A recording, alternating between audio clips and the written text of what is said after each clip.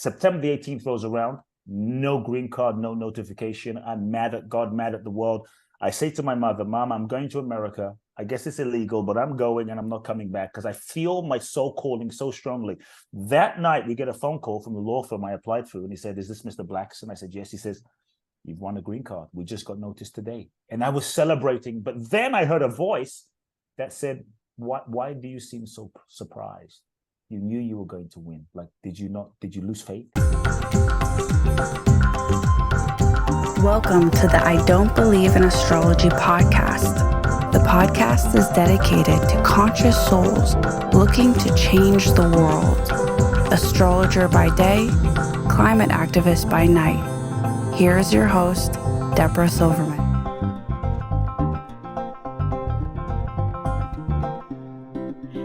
This is so exciting. Debra Silverman, I Don't Believe in Astrology podcast. Every time I say it, it makes me laugh. How do you have a podcast, I Don't Believe in Astrology, and you're an astrologer? But it's such an unbelievable word. And we know that Kute, thank God, does believe in astrology. And it seems like it could be a little challenging since your dad was a minister. So did he have resistance to astrology?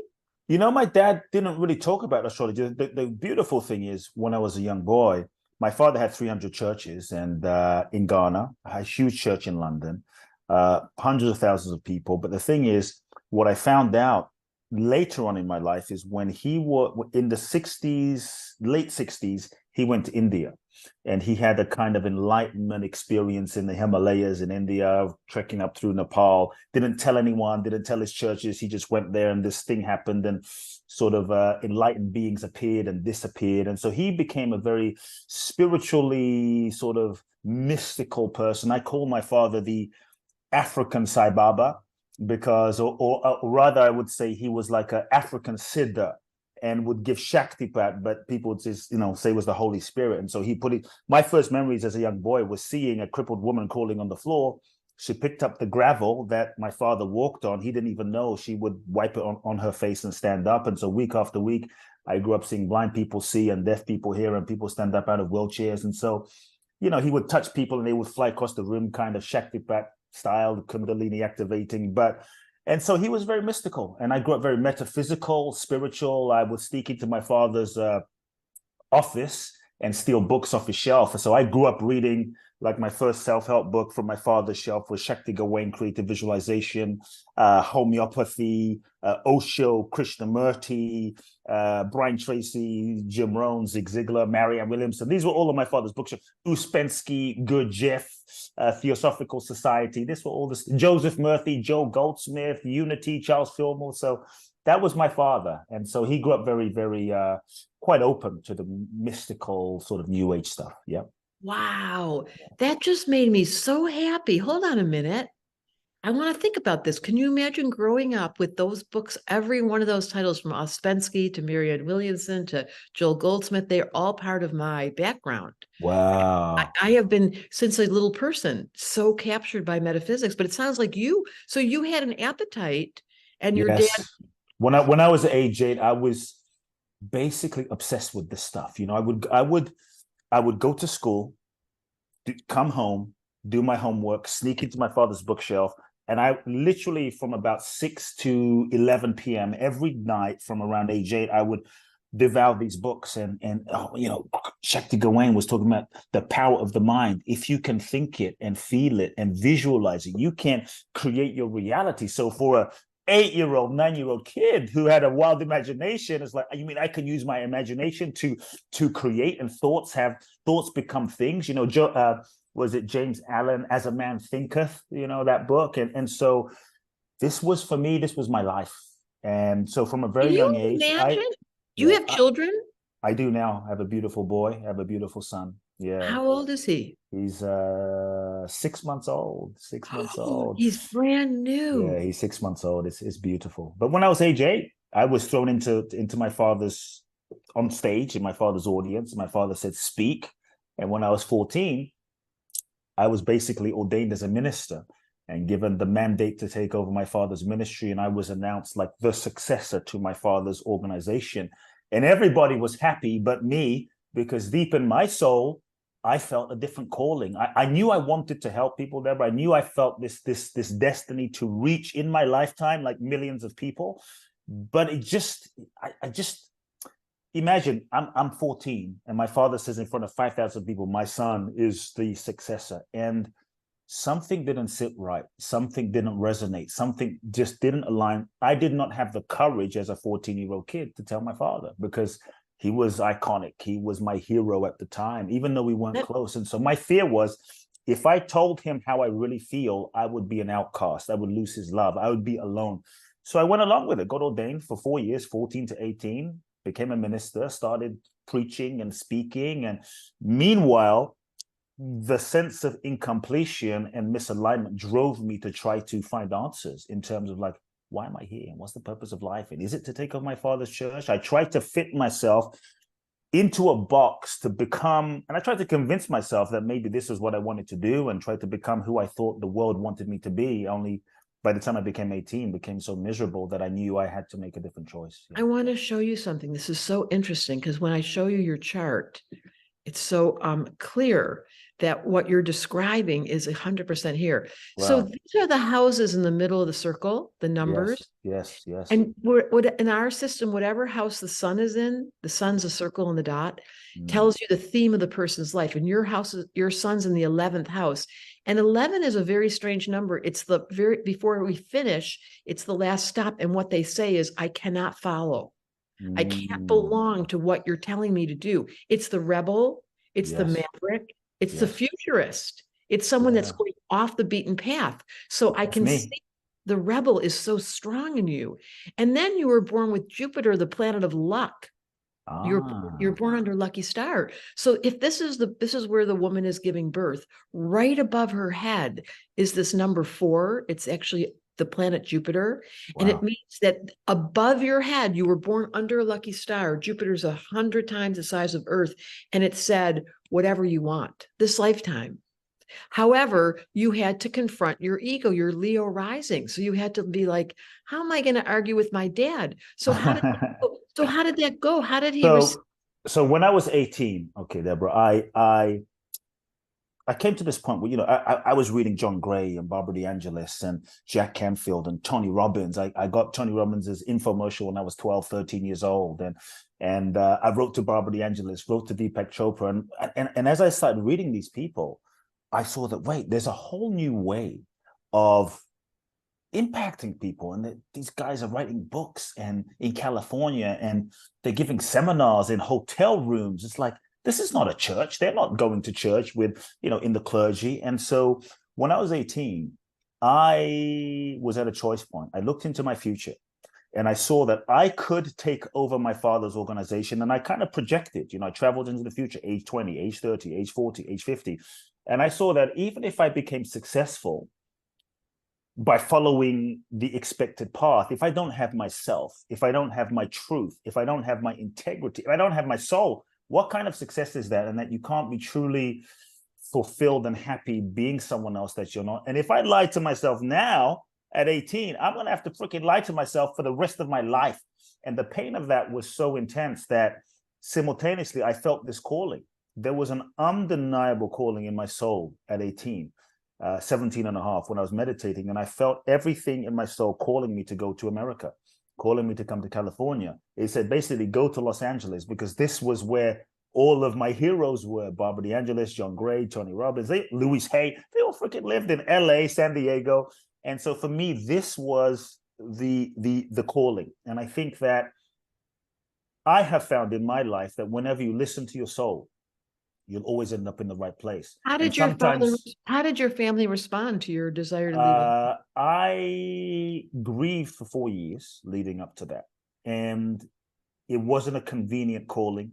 It wasn't a comfortable calling, but I knew I had to listen. So when in a nutshell, what happened was, I knew I had to speak to my father. And so I'll never forget the day when I tiptoed up the steps to his bedroom and he was on the bed. This was in South London where I grew up, and we didn't have a lot of money. So we had a tiny room, tiny apartment, and he was lying on the bed, and I was shaking and terrified. And I told him, Dad, I love you.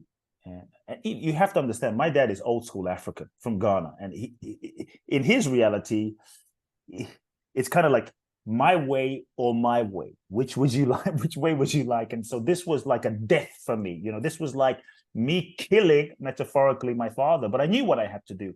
And so I told him. And he said, "Are you sure?" I said, "Dad, I don't think I'm taking over." And he said, "Are you sure?" And I eked out, "Yes." And he said, "Okay." We didn't speak for 2 years. And it was very difficult.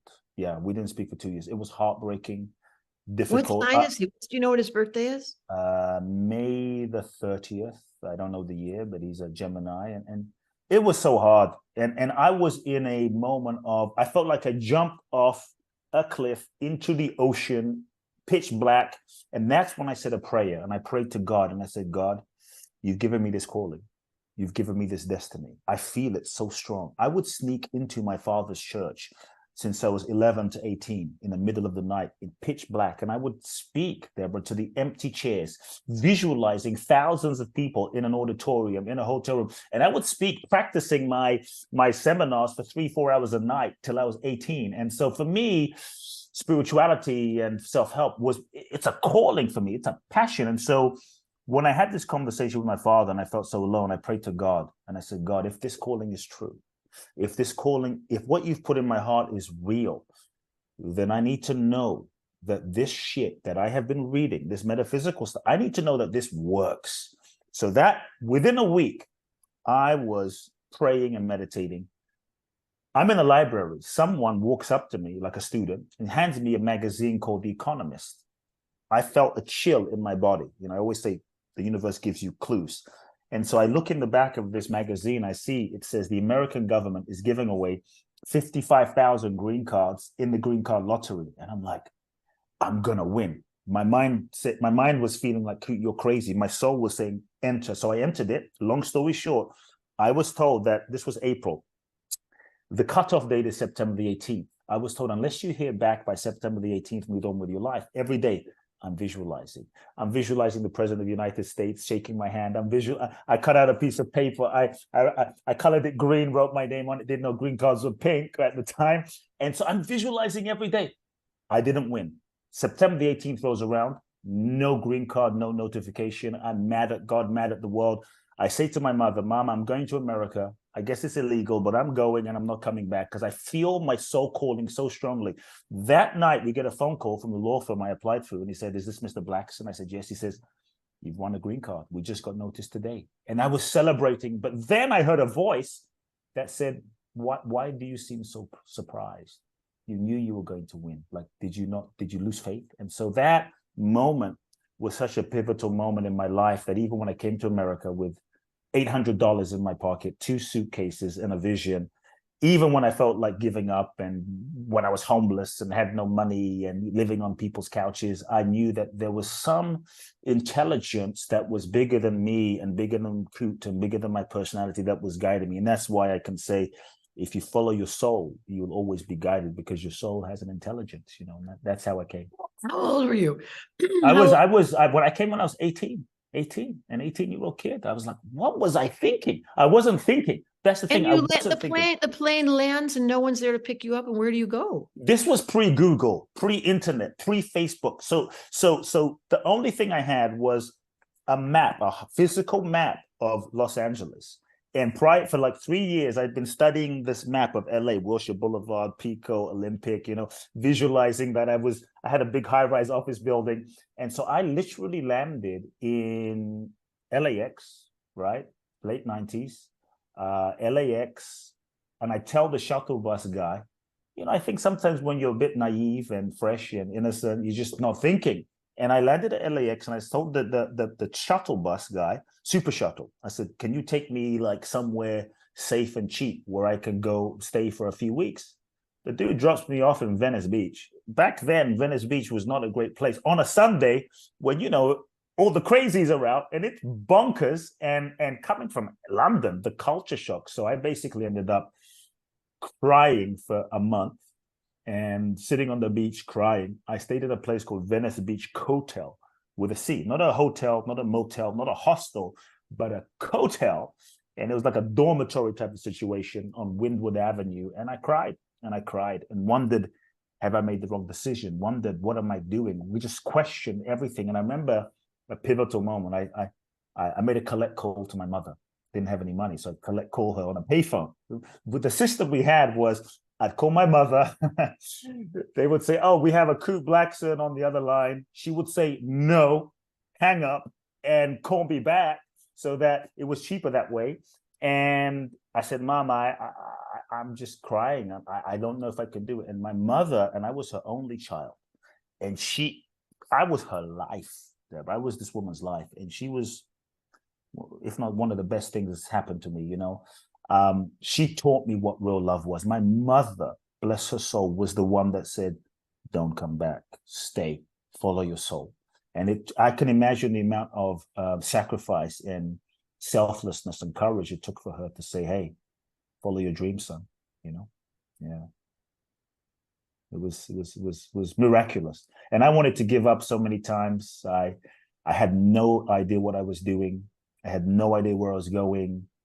But I ended up finding a $250 a month apartment in Koreatown, when Koreatown was not a hip place, and slept on the floor for a year. You know, no bed, no nothing.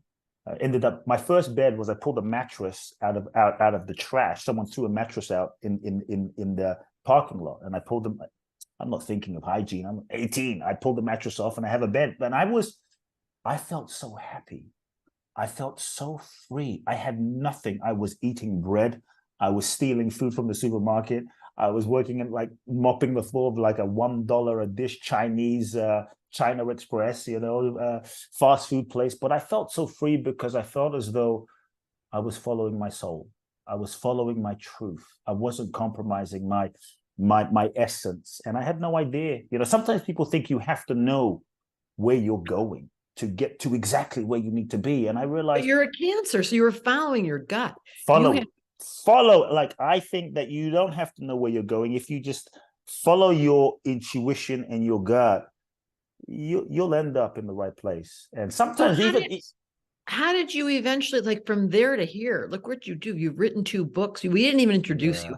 He's written 2 books. He's got a large following. I love watching you, the amazing Leo that you are. You have got the Saturn in Leo and Leo rising, and boy, can he hold the court. Thanks, Dad, for showing me how to do that. Yes. And then you've got this planet of luck in Earth, like a practical. Wow. So give us another description. Let's first talk about where you are now, so we can let the audience be introduced to you. I let my interviewees tell us how would you describe yourself? Look, I'm a transformational teacher. I'm a transformational guide. I give seminars around the world, intensive deep retreat seminars, 12 days, 8 days, you know, type of things. I uncondition people. I uncoach people. I unteach people from the patterns and layers of conditioning that as human beings in this human incarnation, we all develop from childhood. You know, for me, I kind of see it as though we're born free. We incarnate. We're in touch with our essence. We're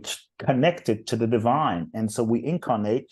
You know, you look into a child's eyes, they're still so plugged into the infinite consciousness. They're just pure love. And then we meet our parents, and God bless them. They're just doing the best that they know how to do based on their grandparents and their traumas and their childhood. And so many of us were born into a preset pattern of conditioning and dysfunction. Maybe dad is crazy. Maybe mom is an alcoholic. And so slowly the conditioning process begins. And I guess that's all part of our karma and dharma and chart and the perfection of our incarnation, that we've kind of come in to learn certain lessons. But we incarnate, and based on the environment, surroundings, we learn how to sort of maybe our parents were amazing people, but they just didn't know how to meet our emotional needs. And that was painful. So we learn have to shut down, disconnect, not feel. We suppress. Before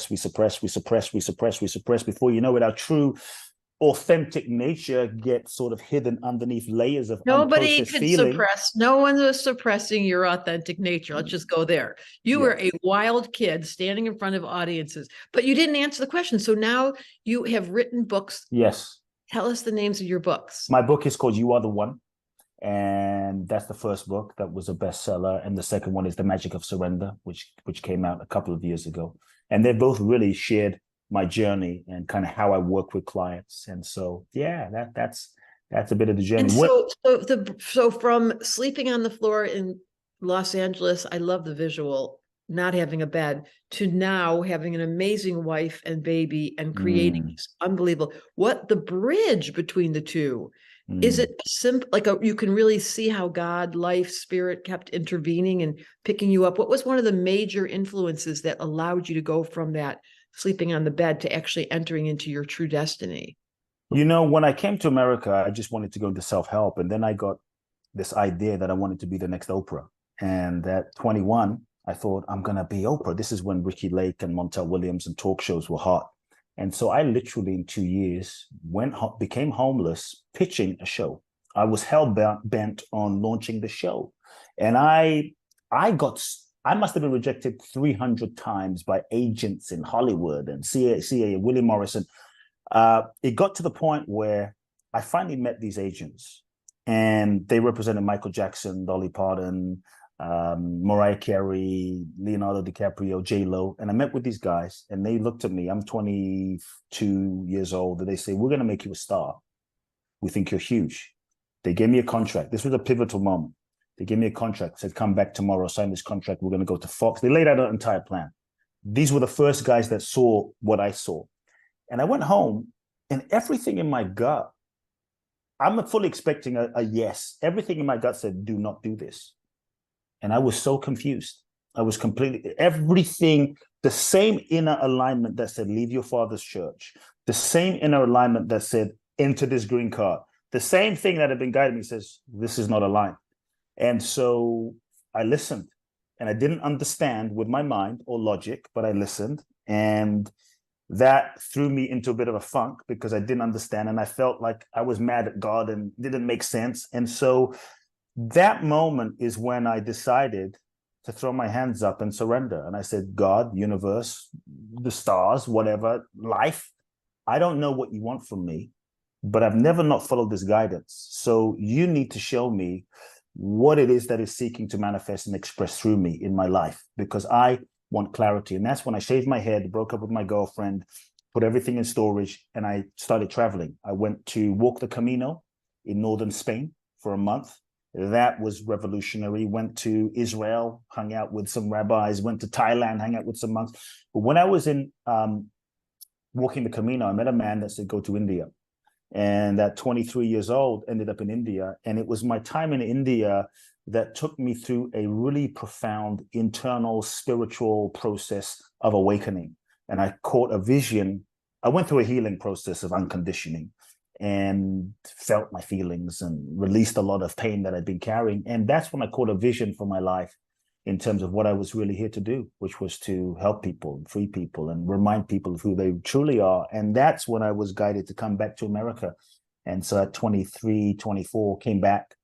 And in astrology, that's called Jupiter return. Because you were born with Jupiter on top of your head, every 12 years it comes back. And at 24, and Jupiter is your career and your purpose. And yours is an Earth.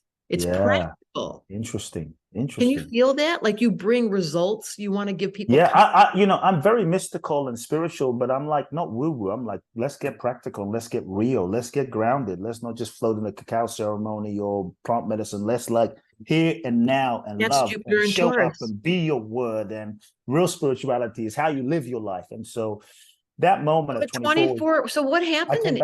I came back with no money, no girlfriend, nothing. But I felt so free. Like my freedom was not based on anything I had. It made no sense, but I felt honestly just free. And friends and people started coming to me and saying, what the hell, what happened to you? You seem so at peace. You're glowing. You seem so happy. And I had nothing.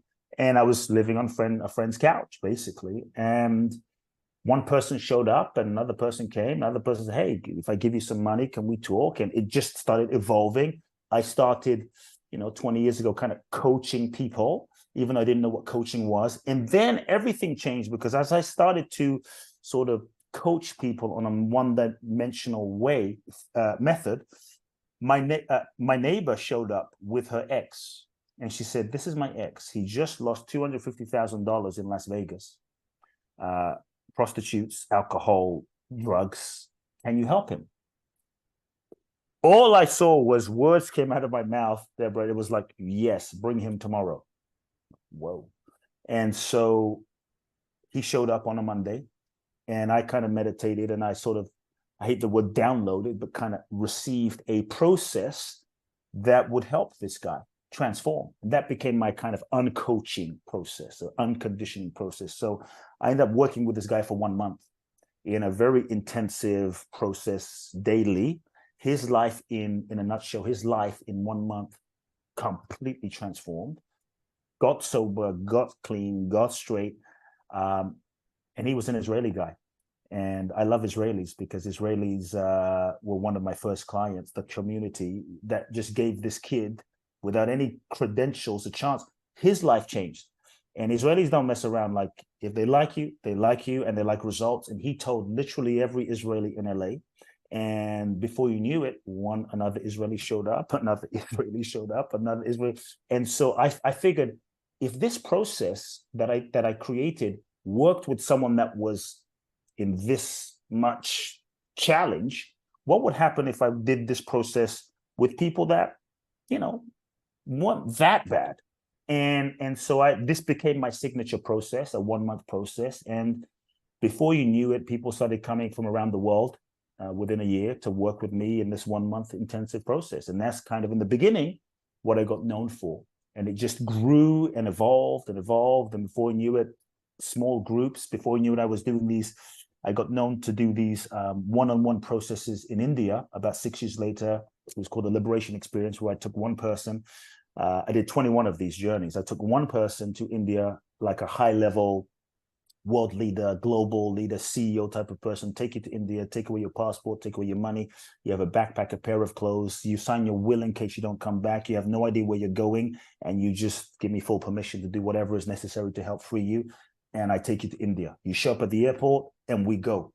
And I became quite known for that, and people started coming again. And then evolved my events in Bali and small retreats and 18 people. And then it just evolved into me then building a team of people on my staff as a part of my team. And then we started putting on bigger events and weekend seminars, and 300 people, 400 people, 500 people in the room.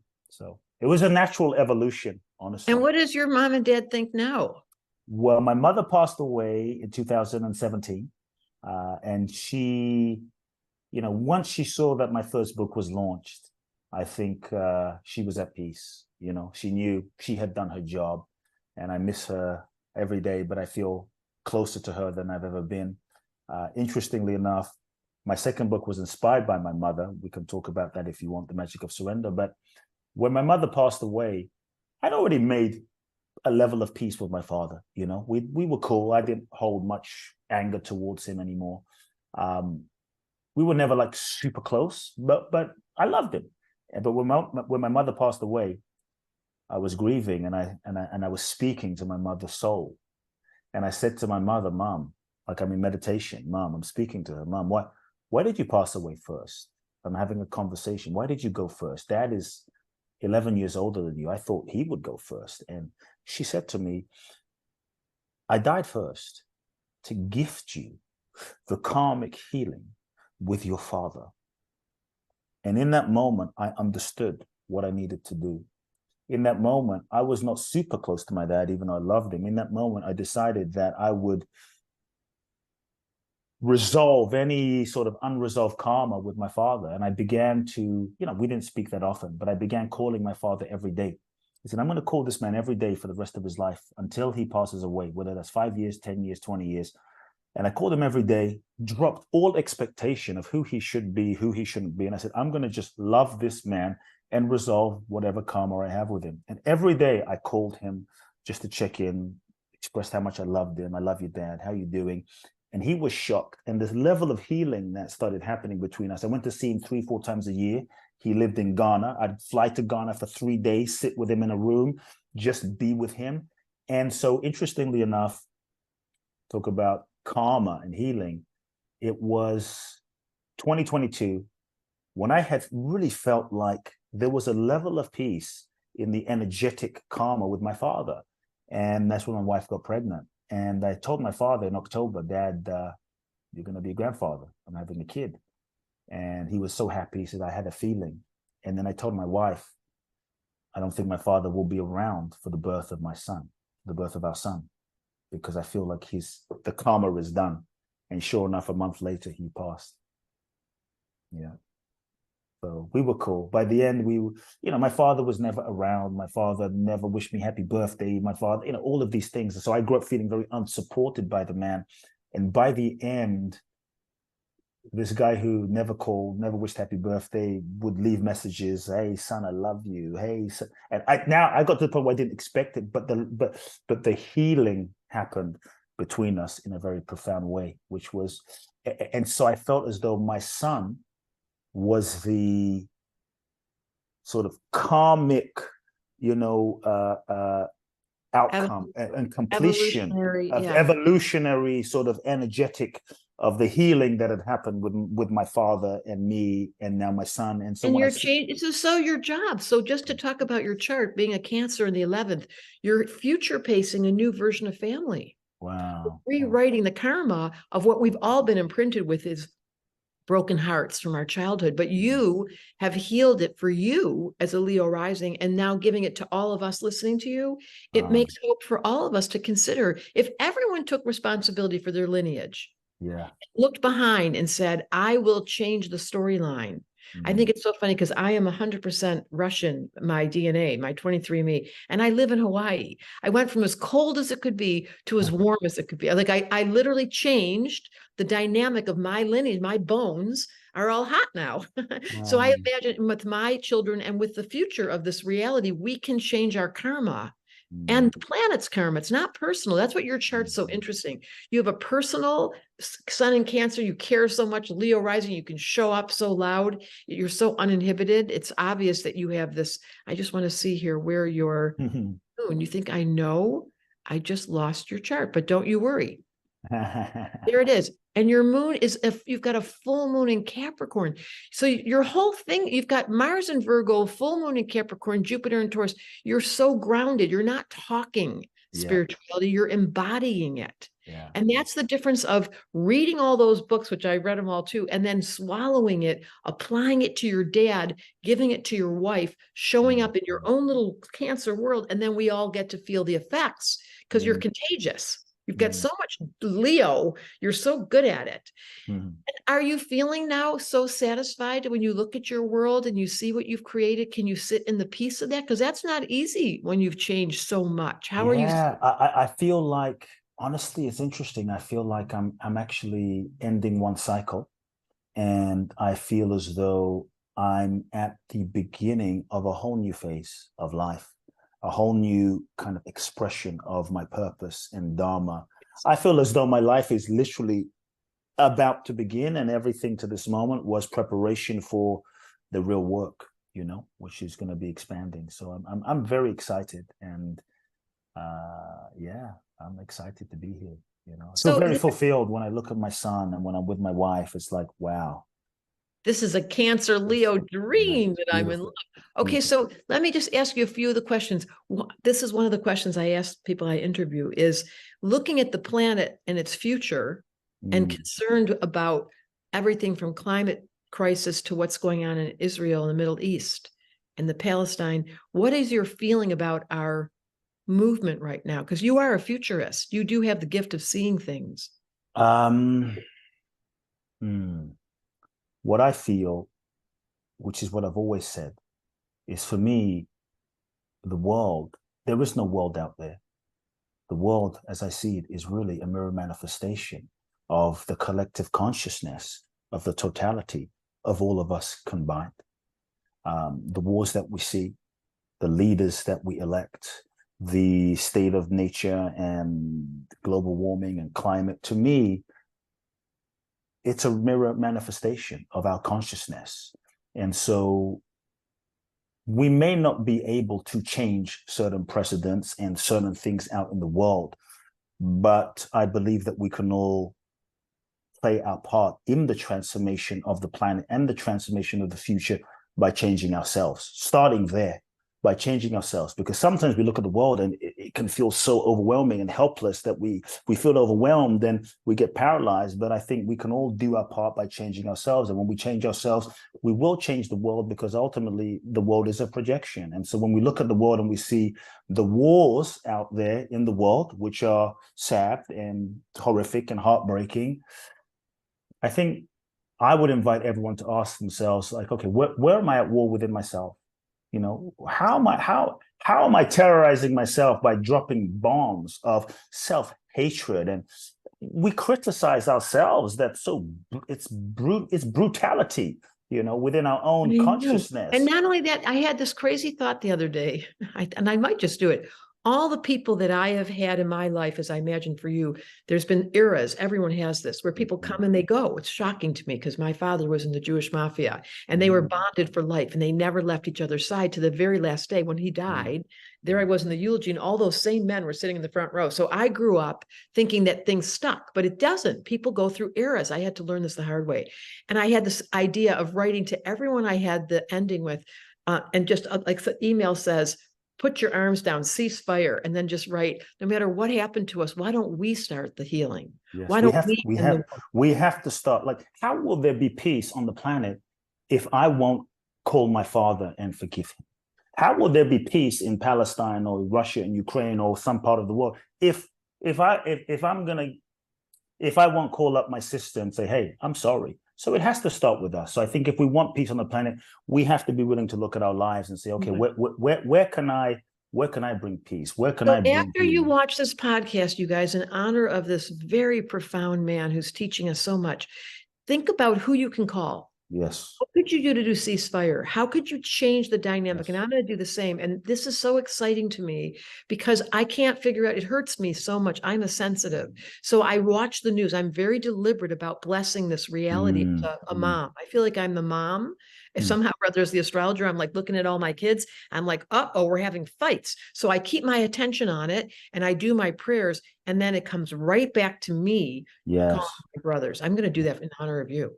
When's the last time you cried? That's one of the questions I ask about my podcast. Is there ever? When's the last time I cried? I don't know. These days I cry a lot. I just look at my son and I cry. You know, I think of how blessed moments when I think of how profoundly blessed I am to have been graced with the love of my wife. And it's just grace, you know, when I feel in her form, I feel God's love in a very pure way.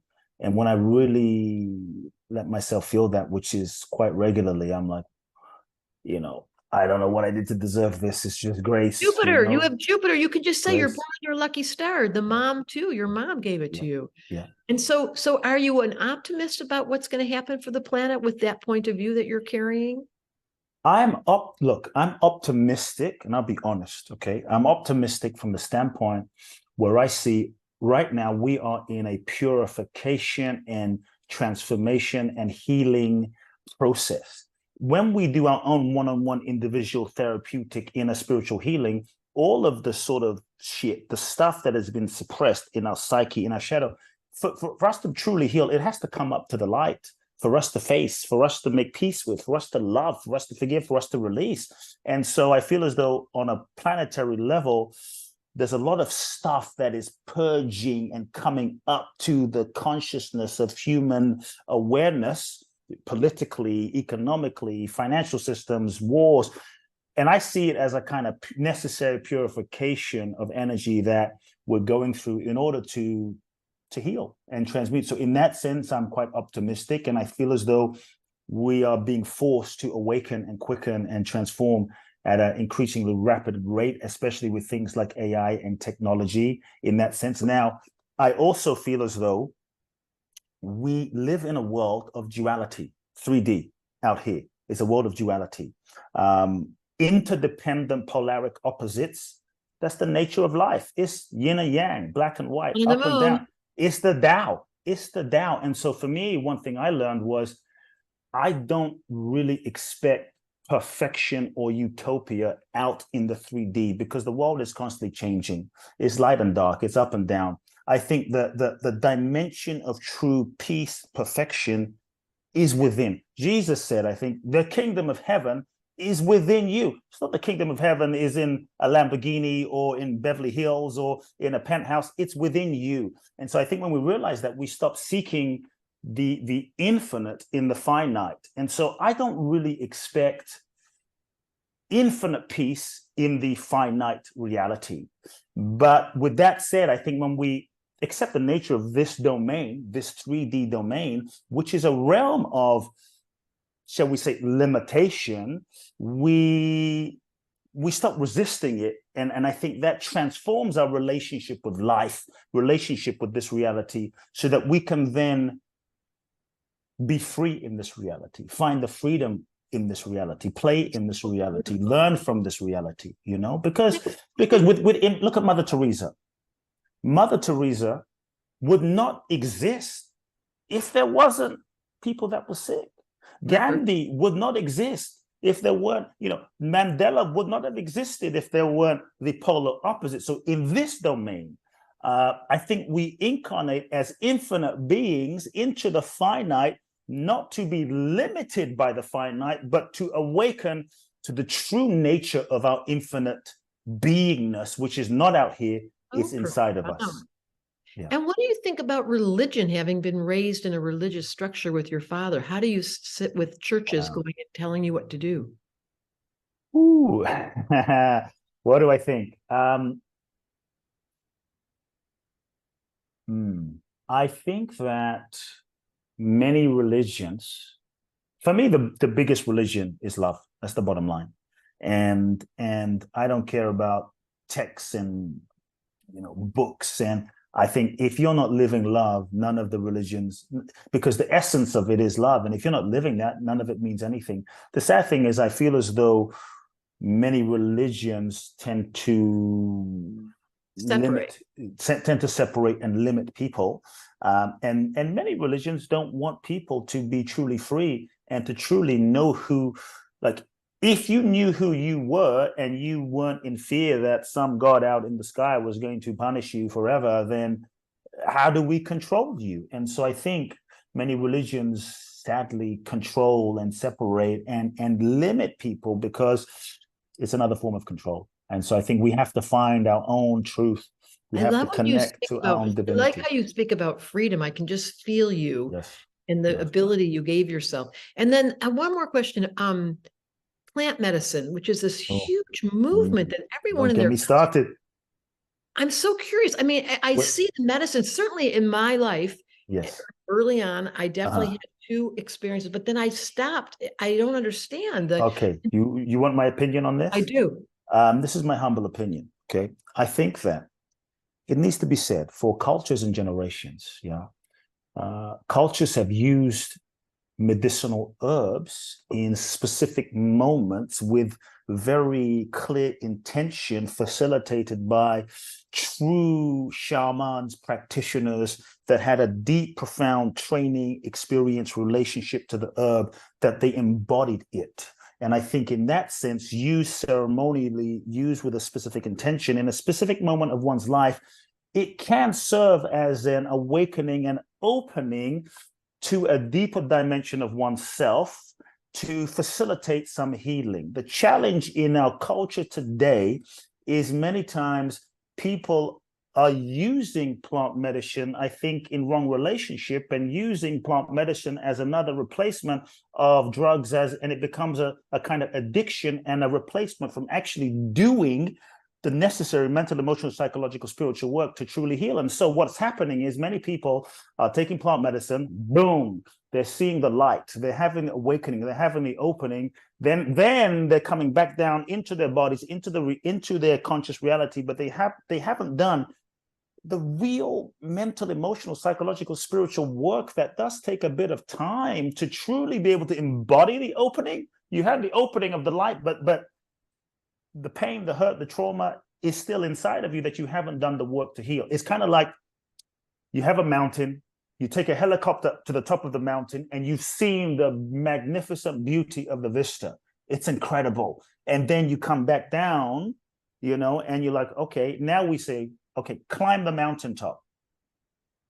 Now, the person that is taking the time to do the work, to climb the mountaintop, and they're going through the altitude, they're moving through the altitude, they're developing the stamina, they're acclimatizing to each level, and each level of the altitude, they're developing the internal architecture, the embodiment in their physiology, in their cells, so that when the storm comes, they have the stamina to climb to the mountaintop. Many people that are doing plant medicine have not done the real work internally on a daily basis. So when shit hits the fan, they collapse. And so I think there's no replacing doing the work. And I think it has a place in right relationship, but I think you can have one ceremony, one journey, and it can take you a decade to integrate. That's what it did for me. It can take you 20 years to integrate.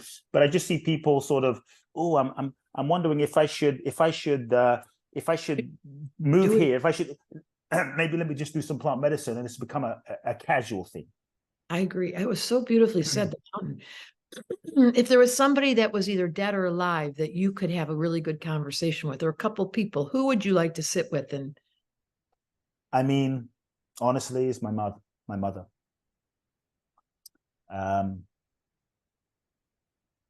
What I would give to have a conversation with my mother again, in physical form. Obviously, I feel the connection with her, but the only regret I had in my life, it's kind of a sacred regret, and I learned from it, was when my mother was dying, I got to be with her for an entire year. And I flew back and forth from LA to London, where she was, every month for a week, for 12 months, to be with my mom.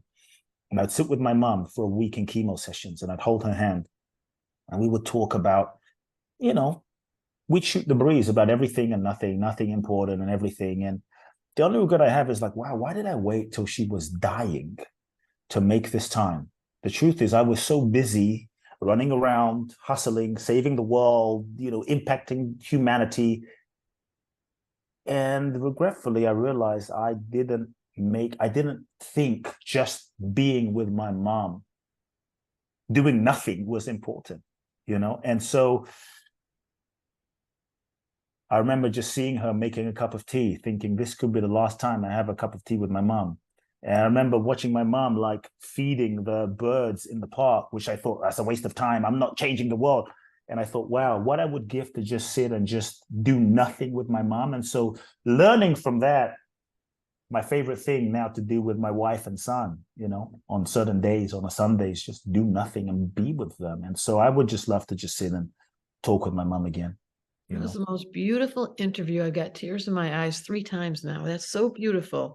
I'm going to make my son watch this. The challenge is it's only often when it's too late that you realize, I'm like, fuck, why didn't I, excuse my French, why didn't I realize when I was, but sometimes you just have to. But what a gift you just gave us. Yes. And I've been blessed in that I do have relationships that have lasted this lifetime, that I'm very deliberate. And it is a real gift to hear you echo this, that while all the new age stuff and all the things going on in the outer world, that emotional bond with those are soulmates, whether they're the kid, the dog, the lover, the best friend, those people, you'll never be able to replace that sensation. And thank you, Mr. Cancer Leo, for reminding us. With that big full moon, you're born under a big, did you know that? Yes. Under a big full moon in Capricorn, which means you wanted to bring this down to earth in real life time, like touch it, smell it, taste it, eat it, not just talk about it, but make it real. So thank you for your commitment this lifetime. Thank you so much for who you are. What a gift. I'm so glad we've met. It's a pleasure. Thank you so much for listening. We want to keep this conversation going with you, so please subscribe to our podcast and leave a rating and review to make sure you never miss an episode. Remember, climate activist by day, human by night. Send Debra a DM on Instagram at Debra Silverman Astrology and visit DebraSilvermanAstrology.com. And we're going to leave you like we leave every single episode. Make it your mission to change the world.